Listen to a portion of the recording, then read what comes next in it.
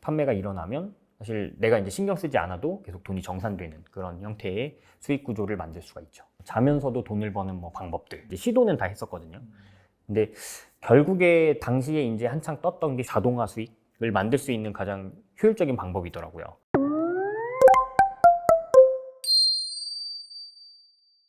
네, 포리얼님 모셨습니다. 안녕하세요. 네, 안녕하세요.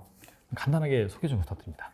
네, 지금 유튜브에서 돈 버는 방법과 관련된 여러 가지 컨텐츠들 만들고 있는 비즈니스 크리에이터 네, 포리얼이라고 합니다. 네, 돈 버는 방법과 관련된 다양한 네. 그런 기술이나 스킬 물론 네. 기대가 됩니다.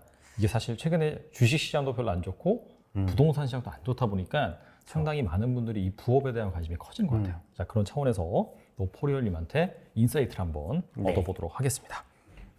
예전에 이 빈털털이었다가 1년 만에 연봉 1억에 달하는 수익을 낸 비결이 있다고 네. 들었는데 어떻게 가능하셨던 거예요?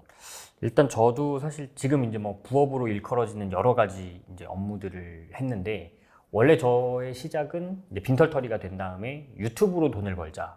아, 네. 그때 당시 이제 유튜버들이 돈을 많이 번다 뭐 이런 기사들이 한창 나올 때였는데 그때 2019년. 2019년. 네. 아, 그때 뭐 어린아이들이 막 빌딩을 샀다 뭐 이런 기사들이 한창 나오던 때였어요. 자극적인 기사들. 네. 네.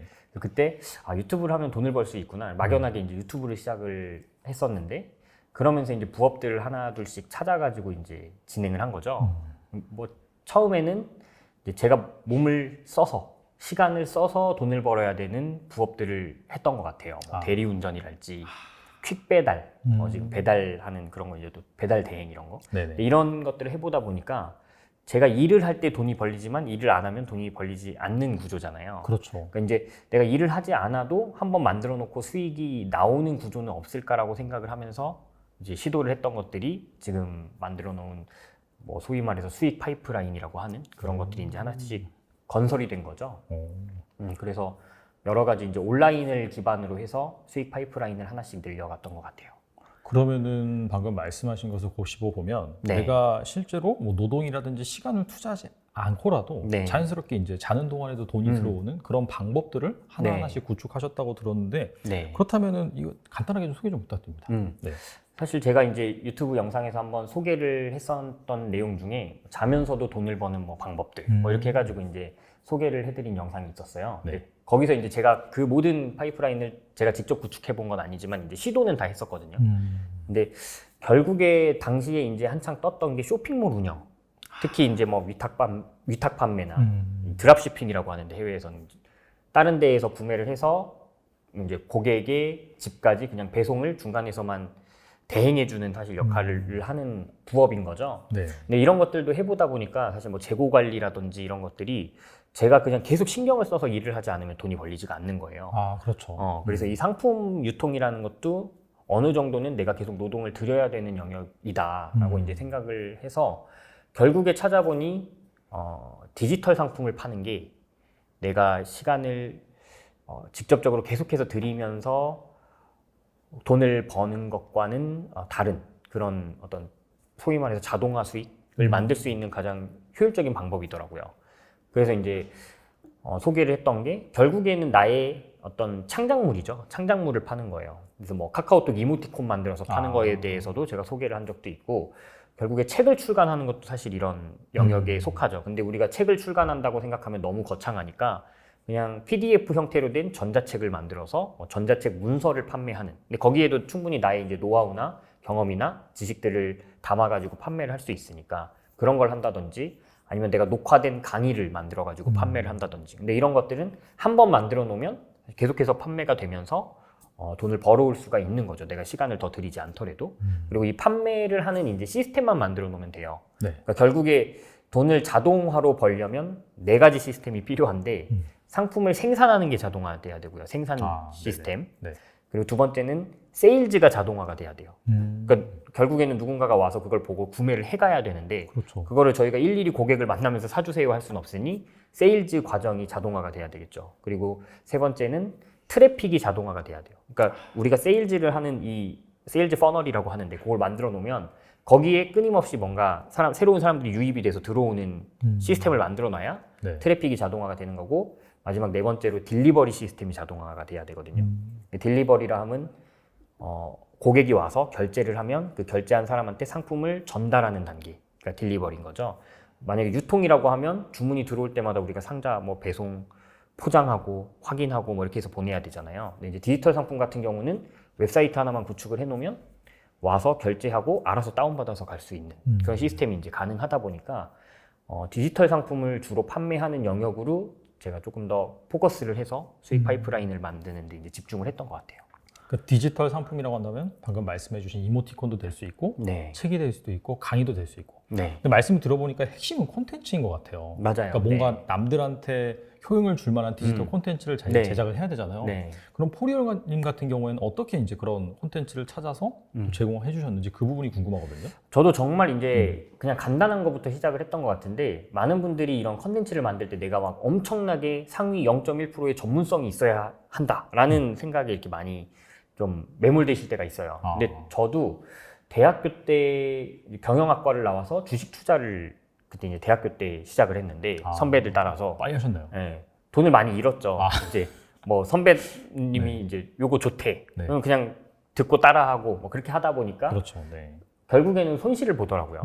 그래서 그 수업에서 뭐 투자론이라는 수업도 있었고 뭐 그런 데 들어가면 되게 이제 원론적인 이야기들을 해요. 뭐 가치 평가 모델이라든지 뭐 이런 것들을 하는데 사실 그것도 실제로 그걸 바탕으로 투자를 했을 때 그렇게 수익이 잘 안 나왔어요. 그래서 이제 자꾸 돈을 잃으니까 주식 투자 공부를 시작을 한 거죠. 그래서 뭐 가치 투자와 관련된 책도 여러 가지 보면서 결국에는 이제 저만의 투자 원칙을 어느 정도를 정했는데 그냥 이걸 가지고 주식 투자를 완전히 처음 시작하는 사람들을 대상으로 그냥 기초는 알려줄 수 있는 전자책을 써보자. 그게 시작이었어요. 그러니까 제가 뭐 사실 서울대 경영학과를 나온 것도 아니고 경제학과 나온 것도 아니고 어디 증권사의 트레이더였던 것도 아니고 그렇지만 그냥 일단 제가 가진 경험과 노하우가 있으니까 일단 써보자 했던 거죠. 그래서 그걸 써가지고 처음에 10,000원 정도 언저리에 팔았는데 판매가 되는 거예요. 그리고 만족도가 높은 거예요. 그러다 보니까 이제 거기에 내용을 좀 더 업데이트를 하면서 가격을 점점 올려서 나중에는 그 PDF 문서를 30,000원에 팔았는데 그래도 잘 팔렸어요. 그러니까 그런 식으로 내가 뭐 이전에 어떤 커리어를 길게 가져갔던 그 영역이 아니더라도 내가 충분히 뭐 경험하고 배워보고 했던 영역이 있으면 그 부분에서 시작을 해보시는 거를 저는 추천을 드려요. 앞서서 이제 책 같은 경우에는 부담스러워서 그쵸. 사실 이렇게 PDF로 간편하게 하시는 방법이 있다 네. 말씀을 해주셨는데 그렇다면 그 PDF를 전문적으로 유통해주는 그런 사이트에 올리신 건가요? 네, 지금은 크몽이나 뭐 이런 데서 전자책 판매를 하고 있고요. 그래서 자동으로 그냥 상품을 등록만 해놓으면 거기서 알아서 고객들이 이제 결제하고 다운받을 수 있게 시스템이 되어 있어서 아무래도 우리가 창작을 하는 데는 시간이 걸리겠지만 뭐 빠르면 2주에서 뭐 길면 한 달 정도 걸려서 사실 PDF 문서라는 게 우리가 일반 출간책처럼 막 300페이지씩 이렇게 쓸 필요가 없거든요. 저도 한 30몇 페이지 이 정도 분량으로 일단 처음에 만들어서 판매를 했었고 근데 요즘에는 이제 조금 기준이 생겨서 뭐 최소 40페이지 정도 분량으로 이제 쓰면 판매 승인이 나는 걸로 알고 있어요. 이제 그렇게 만들어서 등록을 하고 판매가 일어나면 사실 내가 이제 신경 쓰지 않아도 계속 돈이 정산되는 그런 형태의 수익 구조를 만들 수가 있죠. 앞서 말씀해주신 뭐 자동으로 돈이 벌리는 기술 4가지 중에서 어떻게 본다면 트래픽이라든지 이제 그런 부분들을 방금 말씀하신 그런 플랫폼을 통해서 이제 발전시켰다라고 볼 수가 있고 그렇다면 거기 올려놓고 그냥 가만히 그냥 아무것도 안 하고 있는 건지 아니면은 추가적으로 이걸 이제 판매하기 위해서 약간 자신만의 뭐 마케팅 활동 그런 것들이 있었는지 궁금하거든요. 네, 되게 중요한 질문을 해주셨는데 사실 일단은 이 플랫폼에 입점하는 것 자체가 말씀하신 것처럼 트래픽 시스템을 어느 정도 이제 레버리지 할 수 있는 그 구조예요. 왜냐하면 거기 안에 이미 고객 풀들이 있기 때문에 그렇지만 그럼에도 불구하고 우리 스스로도 우리의 트래픽을 만들고 또 우리 마케팅 구조를 만들어 놔야 사실 판매가 효율적으로 일어나긴 하겠죠. 그렇죠. 그러니까 우리가 뭔가 그 상품의 소개 이미지나 상품 소개 페이지에는 충분히 당연히 성의 있게 써놔야 되고 그래서 플랫폼에 원래 있는 고객 풀들도 우리 거를 보고 뭐 상세 페이지를 읽어보고 구매할 수 있죠. 근데 그 외적으로도 내가 만약에 뭐 소셜 미디어를 하고 있다면 뭐 블로그랄지 유튜브랄지 인스타그램 같은 곳에서 내 전자책을 홍보할 수 있는 그런 컨텐츠들을 더 올려서 예를 들면 뭐 맛보기 정보들을 올려준다든지 전자책과 관련된 관련 정보들을 조금씩 풀면서 그거에 관심 있는 사람들은 이제 잠재 고객을 모으는 거죠. 그리고 그 사람들한테 요거에 대해서 더 배울 수 있는 자료가 여기에 있다. 그래서 사실 이제 그 플랫폼에다 올려놓은 상품의 링크를 걸어가지고 이제 유입을 시키는 방법이 가장 기초적인 방법이고요. 가격대를 좀 더 높여서 내가 상품을 좀 더 가격대를 높게 팔고 있다. 요즘에 보면은 전자책도 고가의 전자책들이 되게 많아요. 진짜 핵심 노하우를 담은 네네. 책들. 근데 이것도 뭐 분량에 따라서 가격이 비싸지거나 이런 건 아니에요. 그 사실 정보의 어떤 가치에 의해서 가격이 정해지기 때문에 뭐 PDF로 된 진짜 전자책이 뭐 9만 원, 뭐 19만 원, 뭐 이렇게 야. 판매되는 전자책들도 있거든요. 근데 충분히 판매가 잘 일어나고 와. 후기도 되게 많아요. 그러니까 그런 것들을 보면은 그런 거는 사실 충분히 유료 광고를 돌리면서도 해도 수익률이 나올 수 있는 구조죠. 그렇게 이제 고가의 상품으로 간다면. 근데 내가 만약에 뭐 8,000원, 10,000원짜리 전자책을 만들어서 파는데 그걸 가지고 페이스북 광고나 뭐 인스타 광고를 돌려서 또 더 트래픽을 모으겠다라고 하면 조금 사실 광고비가 더 들 수도 있는 그런 구조가 될 수 있으니까 그 부분은 조금 생각을 해보시면서 진행을 하는 게 좋을 것 같아요. 어떻게 본다면 이 전자책, PDF 파일 이런 쪽으로 오면서 사실 책이라는 거는 가격 상한선이 네, 은연중에 다 그렇죠. 정해져 있잖아요. 한 2만 원 넘으면 사실 네, 안 팔리잖아요. 맞아요. 근데 오히려 이렇게 함으로 인해서 정보의 양은 줄어드는데 어떻게 본다면 내가 드리는 뭐 노동이라든지 시간 이런 건 더 짧아지는데 네. 부가가치는 더 커지는 네. 어떻게 보면 되게 괜찮은 시장이네요. 맞습니다. 어. 네. 그러니까 출판책이라는 거는 일단 기본적으로 분량을 일단은 채워야 하는 그런 게 있고 맞아요. 네. 보통 초반의 내용은 사실 핵심 정보보다는 Y에 대한 내용이 커요. 그러니까 검증이나 아. Y나 증명에 대한 내용들이 책의 초반에 많이 들어가는 거죠. 네네. 왜 이 책의 내용이 진짜 당신들이 읽어서 받아들여야 하는지에 대한 사실 그걸 설득하기 위한 내용들이 초반부에 많이 깔려 있고 그리고 이제 사례라든지 뭐 이런 게 이제 들어가고 사실 핵심 정보라고 뽑아내면 사실 엑기스는 몇 페이지 안 되죠. 그러니까 그러다 보니까 사람들은 이제 요즘에 점점 더 급해지고 시간은 한정되어 있고 근데 많은 정보를 같은 시간 내에 받아들이고 싶어 하다 보니 오히려 PDF 전자책 같은 경우는 엑기스만 담아 놓으니까 뭐 그러니까 부동산 경매를 알려주는 PDF 전자책이다. 그러면 사실 한 30페이지에서 40페이지 정도 안에 권리 분석을 할 수 있는 진짜 핵심 정보는 다 담아 놓거든요. 그리고 뭐 꿀팁부터 유망 지역까지 몇 페이지로 이렇게 남겨놔요. 네. 근데 우리가 경매 책을 사실 하나 사서 보려고 그러면은 분량도 되게 크고 부담스럽죠. 경매란 무엇인가부터 해서 왜 해야 되는지부터 해서 다 읽어야 되잖아요. 역사도 나오고 네. 그렇죠. 근데 사람들이 볼 때 난 네. 경매 왜 해야 되는지도 이미 이제 알고 있고 경매가 뭔지도 알아.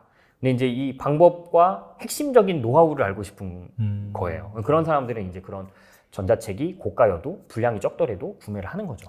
네. 가뜩이나 이제 시간이 별로 없고 정보는 그쵸. 넘쳐나는데 그 중에서 핵심 엑기스만 딱 전달해 줘가지고 나의 그런 시간을 좀 아껴줄 수 있는 네. 그런 것들에 의해서 오히려 부가가치가 커진다. 맞습니다. 그렇게 이제 볼 수가 있겠네요. 네. 근데 이제 아까 말씀하신 것처럼 뭐 8만 원짜리, 9만 원짜리 이런 것도 있다라고 하셨는데 근데 물론 이제 작성하신 그런 분 입장에서 보면은 이게 그 정도의 가치가 있을 거라고 이제 생각은 하긴 하지만 이게 이제 보는 사람, 구매자 입장에서 본다면은 이게 그만한 가치가 있어? 라고 이제 생각할 수도 있잖아요. 맞습니다. 그래서 이제 궁금한 게 이를테면 앞서서도 뭐 SNS나 이런 걸 통해서 이제 뭐 마케팅이라든지 네. 그런 것도 홍보할 수 있다고 하셨는데 어떻게 이제 뭐 약간 기사 쪽으로 말하면 야마라고 하긴 하는데 어떻게 키워드를 잘 선점해서 이런 것들을 좀 구매욕을 불러 일으킬 수 있게끔 잘 세팅을 할 수 있는지 그 부분에 대해서 말씀해 주시면 좋을 것 같아요.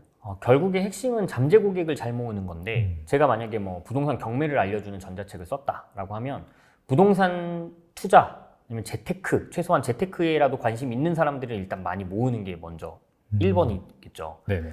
그런 거에 아예 관심이 없는 사람들을 우리가 막 팔로우로 모아놨어요. 그러면은 사실 이거는 그 잠재 고객은 아니거든요.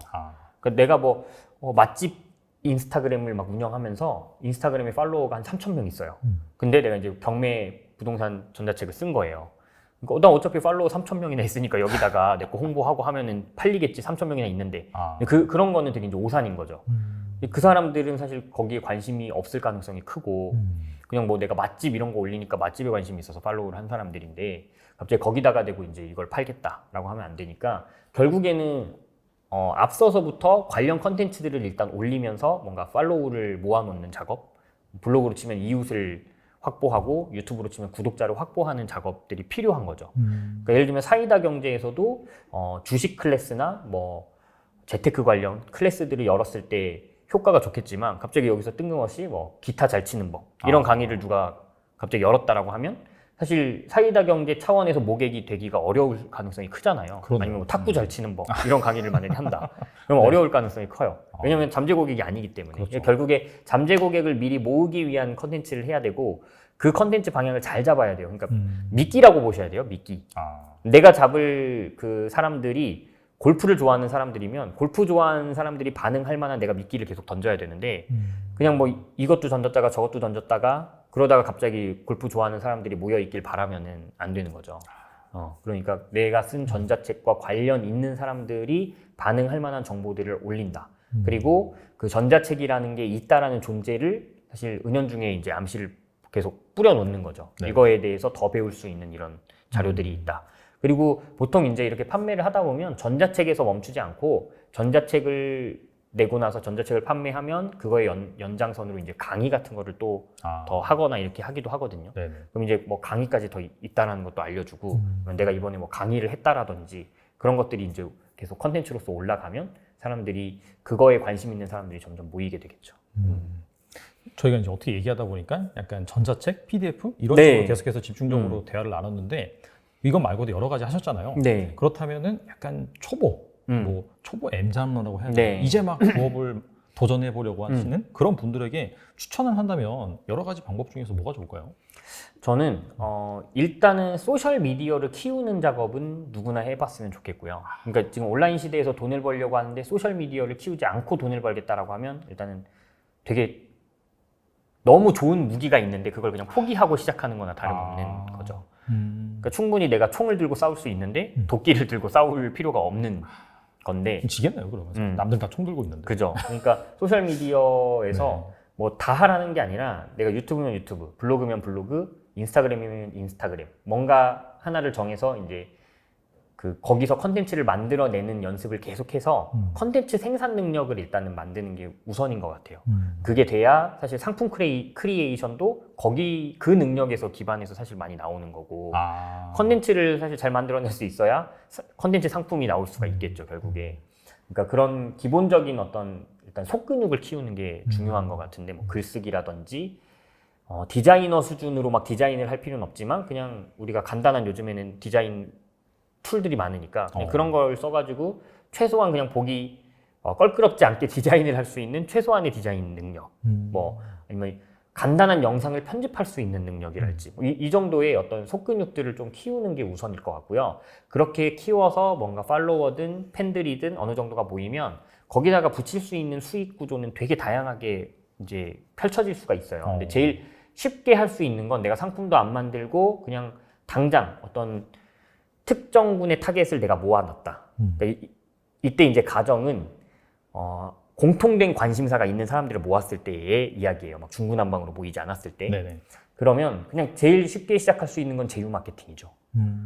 지금 뭐 우리나라에선 너무 흔하게 이제 인식되고 있는 게 쿠팡 파트너스, 그리고 아마존에는 아마존 어필리에이트가 있고, 솔직히 뭐 해외에는 어필리에이트 프로그램들이 워낙 많기 때문에 그런 거 뭐 그 분들이 관심 있어 하는 거를 이제 소개하고 그때 뭐 구매가 일어나면 사실 그 사이에서 결제에 대한 수수료를 받는 구조가 이제 어필리에이트 마케팅이거든요. 네네. 이걸 약간 착각해서 이게 막 뭐 다단계 아니냐 이렇게 생각하시는 분들 계신데 어필리에이트 마케팅이 이게 마케팅 기법이에요. 그래서 네네. 해외에서는 뭐 웬만한 기업들이 다 쓰고 있는 마케팅 기법인 거고 그러다 보니까 우리나라에서는 이제 쿠팡 파트너스가 제일 익숙한 것 같아요. 그럼 이제 내 지금 공통된 관심사 모인 사람들이 관심 있어 할 만한 제품들을 뭔가 추천해 주거나 내가 리뷰 컨텐츠를 올리거나 할 때 그냥 간단하게 제휴 링크를 달아 놓으면 거기서 만약에 구매가 일어나면 내가 수수료를 정산받을 수 있으니까 일단은 상품도 만들지 않고 그냥 링크 하나 다는 걸로 수익을 창출할 수 있는 좀 시작을 하기 가장 쉬운 방법이죠.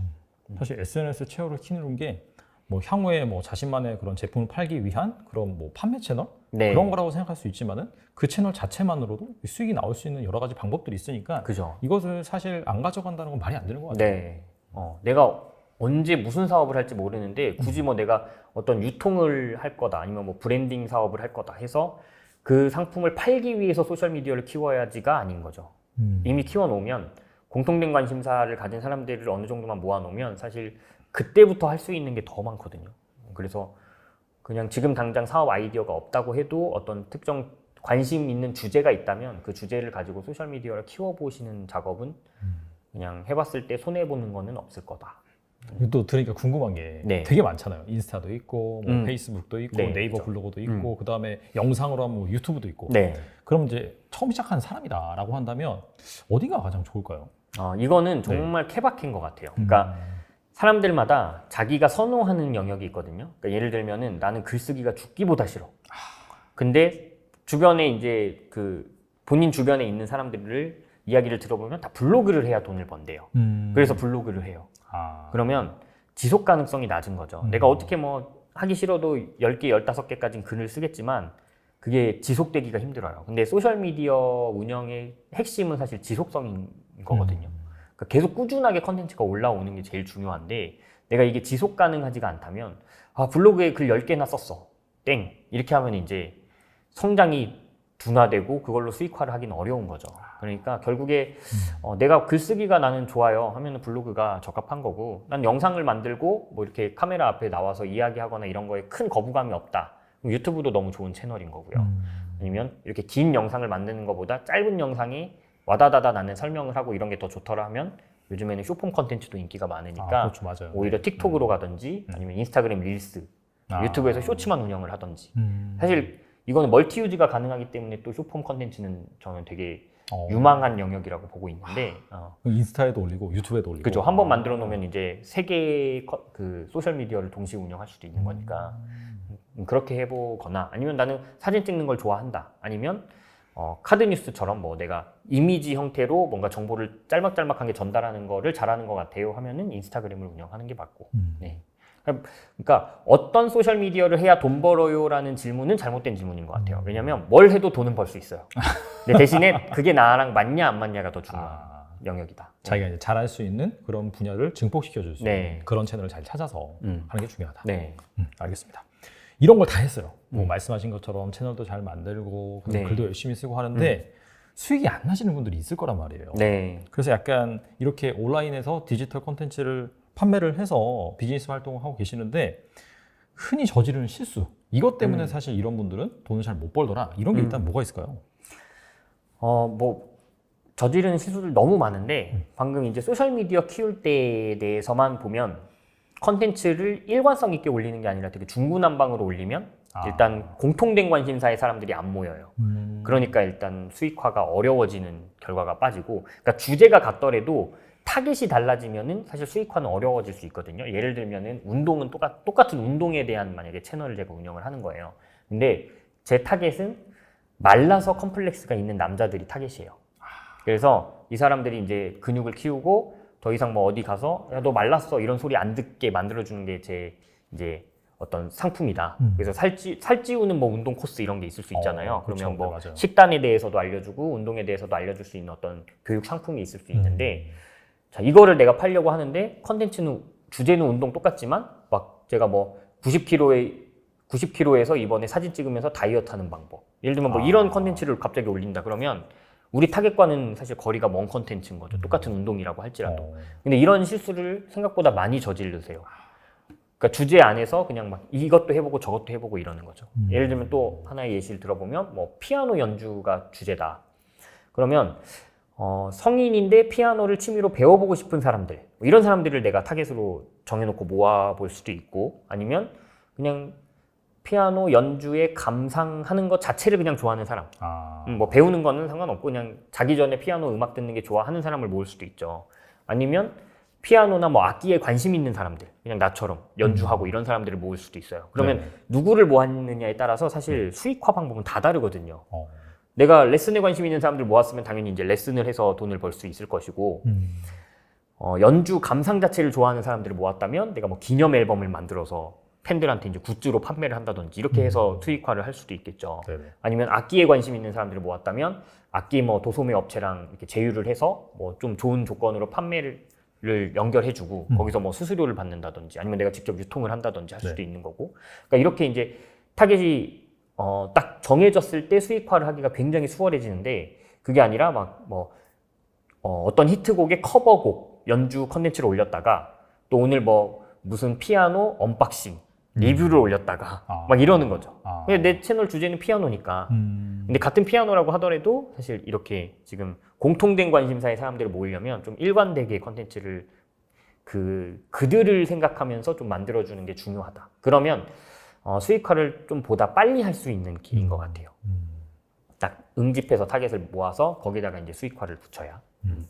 말씀을 들어보니까 사실 큰 주제를 가지고 좀 넓은 그런 뭐 예를 들어 잠재적인 고객을 모으기 네. 위해서 뭐 이런저런 콘텐츠를 제공할 수가 있는데 그것보다도 확실하게 내가 타겟팅을 명확히 해서 한 번 더 네. 들어가가지고 오히려 이제 그쪽에다가 콘텐츠를 계속해서 제시하는 것이 비즈니스 관점에서 훨씬 더 좋다 그렇게 이해할 수가 있겠네요. 네, 조금 더 빨리 가는 데에 효과적인 거죠.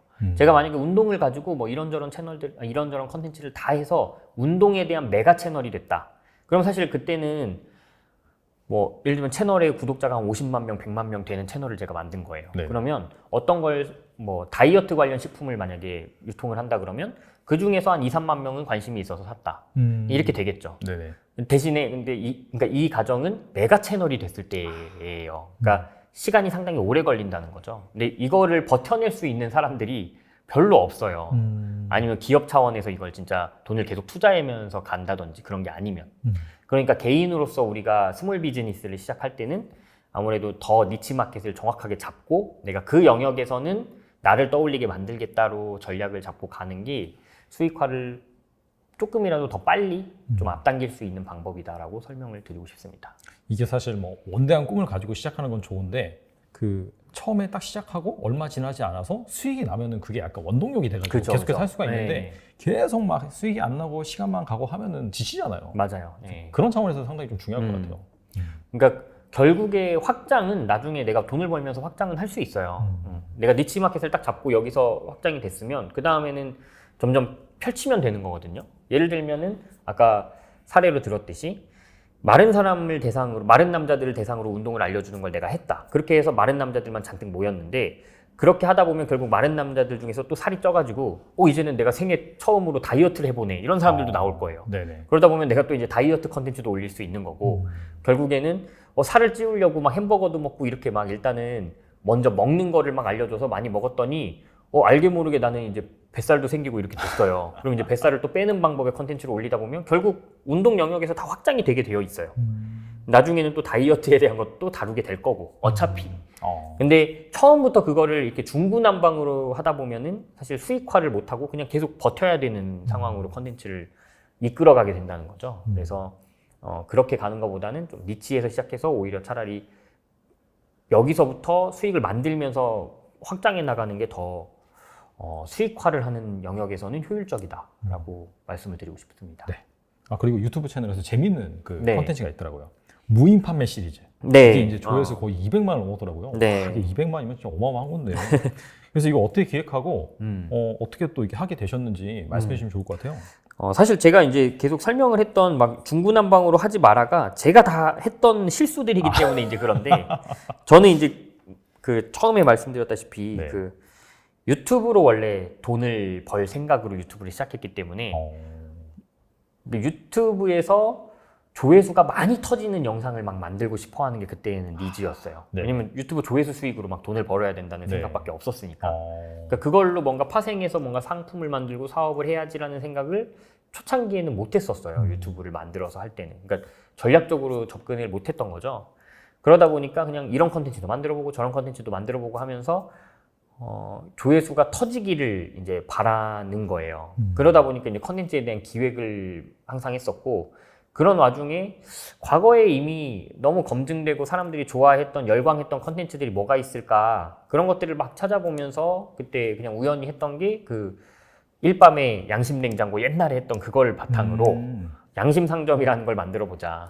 그래서 그냥 사람들한테 정말 싼 거, 뭔가 저렴한 물건, 이때 이제 그래서 우산, 뭐 생수 이런 걸 가지고 했는데, 그런 거를 그냥 도매로 이제 사와서 도매이지만 그냥 소량으로 구매가 가능하거든요. 한 20개씩. 그래서 뭐 우산도 투명 우산 20개를 그냥 도매로 사서 뭐 하나에 1,100원인가 뭐 그렇게 샀던 것 같아요. 그거를 사가지고 그냥 우산통을 이렇게 상자에다가 그냥 좀 허접하게 만들어서 지하철역에다가 비가 오는 날 놔둔 거죠. 그리고 그러면 뭐 이렇게 나오는 거기에 놔두셨어요? 아니면 뭐 나오는 출구 근처에다 놔뒀어요. 거기에다가. 그리고 그냥 돈통을 앞에다가 조그맣게 붙여놔가지고 뭐 금액도 안 써놓고 그냥 원하는 만큼 넣고 가져가세요. 대박이네요, 그거. 그렇게 했을 때 원가보다 더 나오냐 안 나오냐 이게 어. 이제 그 양심상점의 컨텐츠의 그거였는데 어. 원가보다 더 많이 나왔어요 실제로. 오, 결과적으로요? 뭐 5천 원을 넣고 가신 분도 네네. 계셨고 어. 2천 원을 넣고 가신 분도 계셨고 원가보다는 더 넣고 가시더라고요. 그리고 그냥 무료로 이렇게 훔쳐가는 사람은 없었어요. 아, 진짜요? 그러니까 그걸 보면서 또 한국의 어떤 양심 이런 것들을 좀 볼 수 있었죠. 네, 그래서 그런 그러니까 컨텐츠적 요소들이 좀 그렇게 많이 담기다 보니까 사람들이 많이 좋아해 주셨던 것 같아요. 근데 그 아이디어의 그냥 원천은 사실 그냥 과거에 성공했던 컨텐츠가 뭐가 있었을까를 생각했을 때 방송계에서 성공했던 양심 냉장고를 그냥 뭔가 새로운 버전으로 한번 만들어 보자가 시작이었다. 네. 사실 되게 잘 된 거를 벤치마킹해서 나만의 네. 방식으로 다시 한번 또 시도를 하는 것이 음. 정말 좋겠네요. 사실. 네. 알겠습니다.